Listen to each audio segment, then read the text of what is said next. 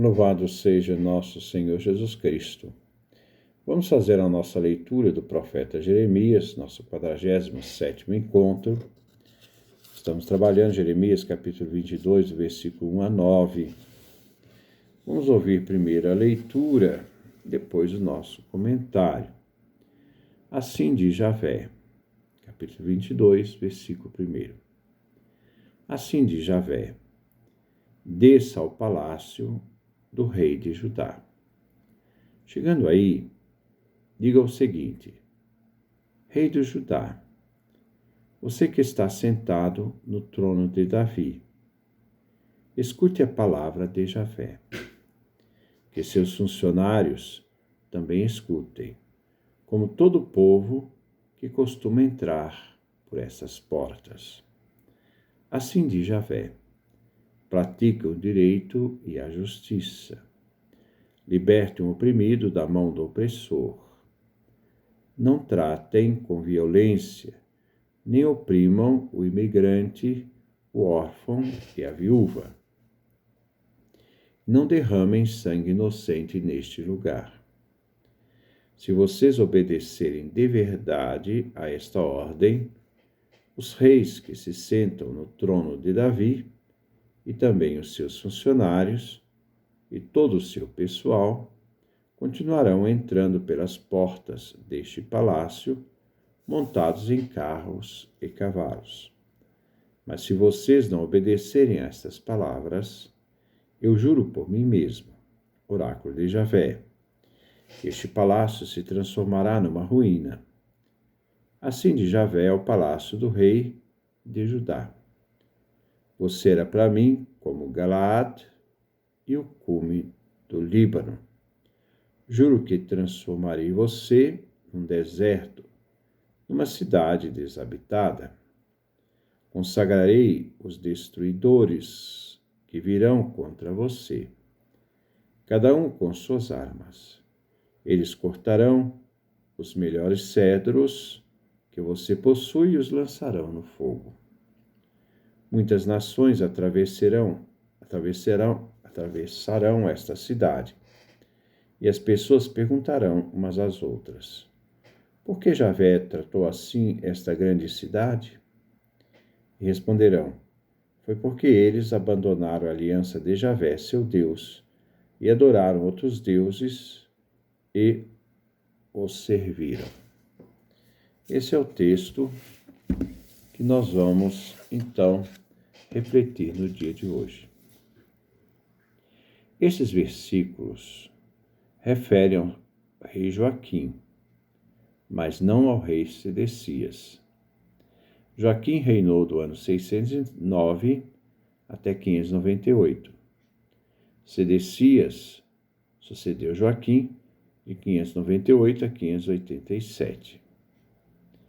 Para o rei e a corte, cruzar as portas significa exercício de autoridade e dignidade, e para o povo era garantia de seus direitos. No palácio é que residia o Supremo Tribunal, Salmo 122. A justiça é que sustenta o palácio e o trono. Sem a justiça, o palácio perde sentido. A prosperidade da monarquia dependia da fidelidade do dever de aplicar a justiça. Nessas passagens, temos o tema da justiça no governo do rei. Estes versículos fecham com um oráculo ameaçador. Capítulo 22, versículos 6 a 7 de Jeremias. E segue o tema da destruição de Jerusalém, capítulo 22, do versículo 8 a 9. Como segue também o versículo 10º, dirigido ao rei.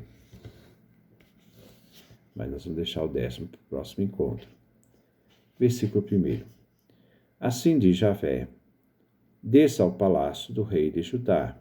Chegando aí, diga o seguinte: no palácio encontramos os tribunais de justiça. Cruzar as portas do palácio era para o rei e suas autoridades exercício da sua dignidade. Jeremias é enviado por Javé e se dirigiu ao palácio do rei para anunciar a palavra do Senhor. Versículo 2. Rei de Judá, você que está sentado no trono de Davi,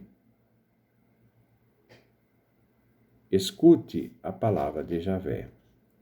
Que seus funcionários também escutem, como todo povo que costuma entrar por essas portas. A palavra vem dirigida ao rei, e que todos escutem. É uma palavra pública. Sejam os funcionários do palácio como todo povo que ali entra. As portas representam a possibilidade de acesso, a liberdade de movimentos, a vida cotidiana, os assuntos religiosos e civis. Como Davi soube escutar o profeta que o acusava, segundo Samuel 12, segundo livro de Samuel, capítulo 12, agora que o rei escute a palavra do profeta. O rei, eu disse, era Joaquim, que foi rei do ano 609 a 658. Versículo 3. Assim diz Javé: praticam o direito e a justiça, libertem o oprimido da mão do opressor. Não tratem com violência, nem oprimam o imigrante, o órfão e a viúva. E não derramem sangue inocente neste lugar. Podemos ver dois preceitos positivos: praticam o direito e a justiça e libertam o oprimido da mão do opressor. E dois preceitos negativos. O primeiro, não tratem com violência nem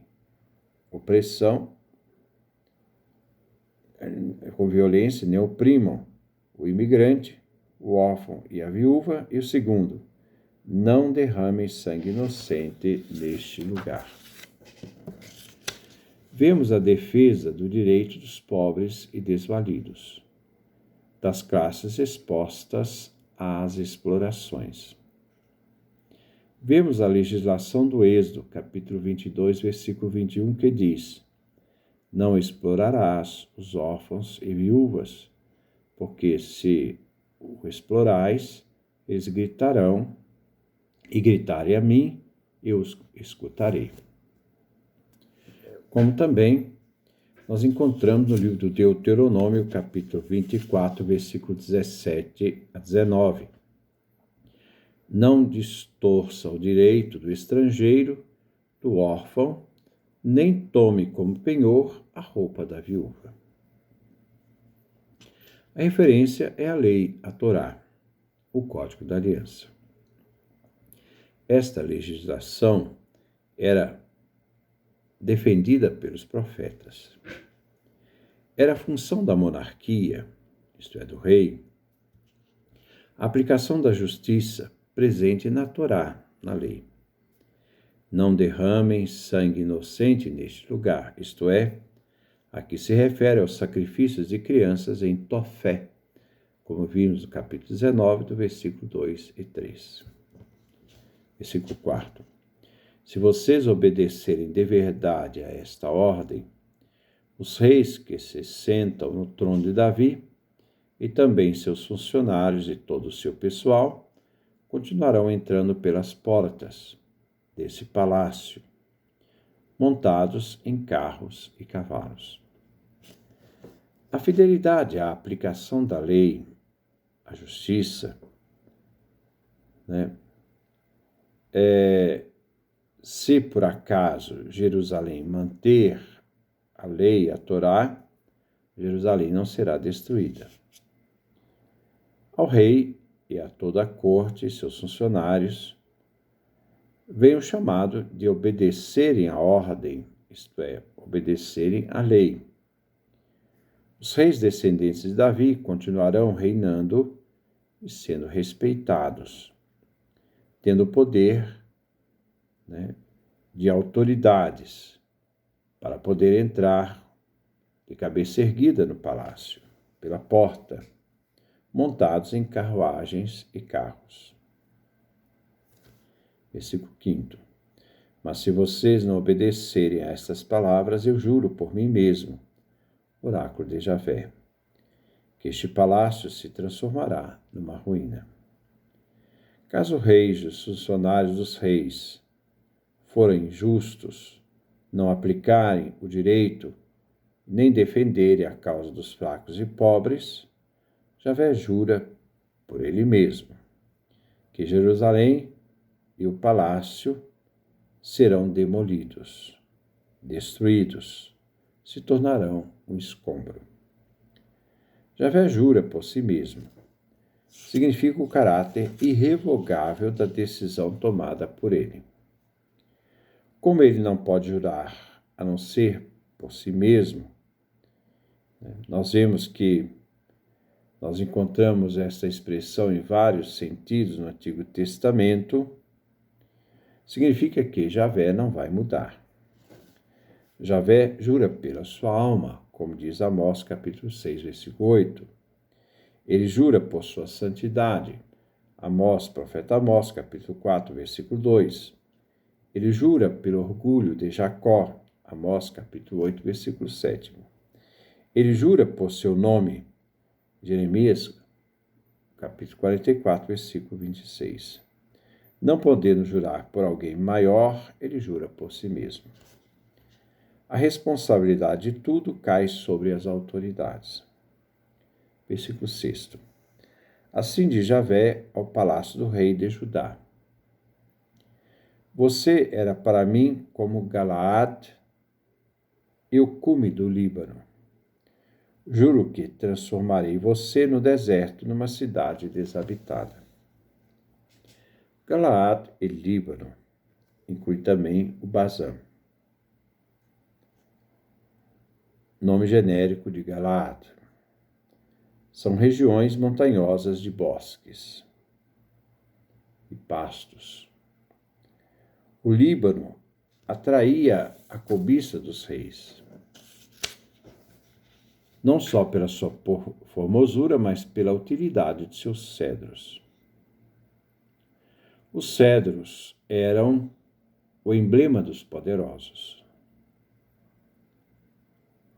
As paredes dos palácios do rei eram forrados de madeira de cedro. A beleza, prosperidade e riqueza do palácio será destruída e se transformará em deserto. Será tudo demolido. Viremos queimado. Jerusalém como deserto e seu palácio será um deserto desabitado, isto é, um lugar sem vida.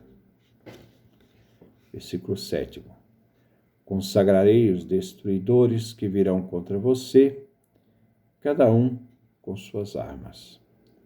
Eles cortarão os melhores cedros que você possui e os lançarão no fogo. A imagem dos cedros é dirigida ao palácio e seus ministros, a fim de expressar a ameaça de Javé, Deus. Os inimigos, isto é, os babilônios, que serão consagrados para a função de uma liturgia macabra, colocar fogo em tudo e tudo exterminar. Deus age consagrando pessoas, seja para construir, quanto para destruir. Ele consagra os sacerdotes para oferecer pelo fogo as vítimas. Ele consagra Salomão para obter madeira preciosa do Líbano na construção do templo. E consagra os inimigos para atear o fogo, destruindo Jerusalém. Versículo 8. Muitas nações atravessarão esta cidade. E as pessoas perguntarão umas às outras: por que Javé tratou assim esta grande cidade? A curiosidade em descobrir por que a cidade de Jerusalém chegou a ser queimada, chegou a se tornar escombros, como se pode ver, como todos aqueles que passam ali pela Jerusalém poderão ver, né, olhando as ruínas da cidade. Eles vão ter essa curiosidade. Por que que Javé permitiu que isso aconteça a esta cidade? Versículo 9. E responderão: foi porque eles abandonaram a aliança de Javé, seu Deus, e adoraram outros deuses e os serviram. A idolatria expressa a ruptura com a aliança. Ao servir outros deuses e os adorarem, Judá deixou de ser o povo de Javé e de ter Javé como seu defensor. Ele perdeu as bênçãos. A idolatria é a razão da destruição de Jerusalém e seus palácios. Então, que Deus nos dê a sua graça, a sua bênção, sua face resplandeça sobre nós.